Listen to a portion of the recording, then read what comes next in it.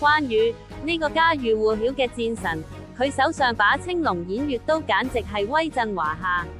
但你又有冇諗過，呢把咁有靈性嘅神兵利器，同埋佢一身蓋世嘅武功，究竟係點樣練成出嚟嘅呢？史料對於關羽嘅少年時期同埋佢拜師嘅記載真係少之又少，所以佢點樣學識刀法，點樣得到青龍偃月刀嘅傳說，一直都係眾說紛紜。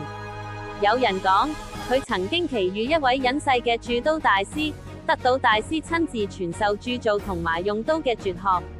亦都有另一種講法，話佢嘅刀法其實係自己喺亂世中不斷摸索同埋磨練出嚟嘅，係實戰經驗嘅結晶。